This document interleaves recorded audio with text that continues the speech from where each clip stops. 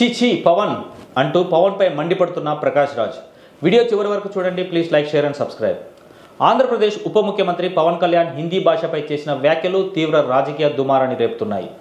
మన మాతృభాష అమ్మ అయితే హిందీ పెద్దమ్మ అని ఆయన చేసిన వ్యాఖ్య దక్షిణాదిన తీవ్ర వ్యతిరేకతను మూటగట్టుకుంది. గతంలో హిందీ గో బ్యాక్ అంటూ నినదించిన పవన్ ఇప్పుడు హిందీ గొప్పతనాన్ని గుండె తట్టిపడేలా చెప్పడం ప్రజలను, విశ్లేషకులను, ప్రముఖులను ఆశ్చర్యానికి గురిచేసిందని విమర్శిస్తున్నారు. పవన్ వ్యాఖ్యలపై సామాజిక మాధ్యమాల్లో లక్షల స్పందనలు వెల్లువెత్తుతున్నాయి. పొలిటికల్ జోకర్ పీకే అనే హ్యాష్ ట్యాగ్ ట్రెండ్ అవుతూ ఆయనపై వ్యంగ్య వ్యాఖ్యలతో నిండిపోయింది. కేవలం కొన్ని గంటల్లోనే 10 లక్షలకు పైగా ట్వీట్లు, పోస్టులు, వీడియోలు వైరల్ అయ్యాయి. జనసేన సోషల్ మీడియా వింగ్ ఆయన వ్యాఖ్యలను సమర్థించుకునేందుకు ప్రయత్నిస్తున్నప్పటికీ పెద్దగా ప్రభావం చూపలేకపోతుంది.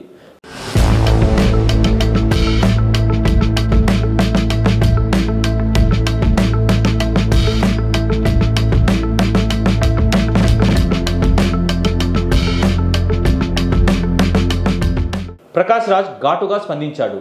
ఈ అంశంపై స్పందిస్తూ పవన్ను తీవ్రంగా విమర్శించాడు. ఆయన తన ఎక్స్ అకౌంట్లో ఈ రేంజ్కి అమ్ముకోవడమా, చీ జస్ట్ ఆస్కింగ్ అంటూ ఘాటుగా స్పందించారు. ఈ వ్యాఖ్యకు వేలాది మంది మద్దతు తెలిపి ప్రకాష్ రాజ్ పోస్ట్ను రీషేర్ చేస్తున్నారు. పవన్ కళ్యాణ్ గతంలో హిందీకి వ్యతిరేకంగా తీసుకున్న వైఖరి ఇప్పుడు ఆయనను తానే తినేలా చేస్తుంది. హిందీ గో బ్యాక్ అంటూ ఆయన ప్రచారం చేసిన వీడియోలు, పాత ట్వీట్లు నెట్టింట వైరల్ అవుతున్నాయి. ఇప్పుడేమో కేంద్ర బీజేపీకి మద్దతుగా హిందీకి ప్రమోషన్ ఇస్తున్నారని పలువురు మండిపడుతున్నారు. హిందీ మింగేసిన భాషల విషాదగాథ, హిందీ వలన ఎన్నో స్థానిక భాషలు కనుమరుగయ్యాయన్న ఆందోళన గత కొన్నేళ్లుగా వ్యక్తమవుతుంది. భోజ్పురి, మైథిలి, గడ్వారి, అవధి, బ్రజ్ వంటి 29 స్థానిక భాషలు హిందీ ప్రభావంతో నశించిపోయాయని భాషావేత్తలు చెబుతున్నారు.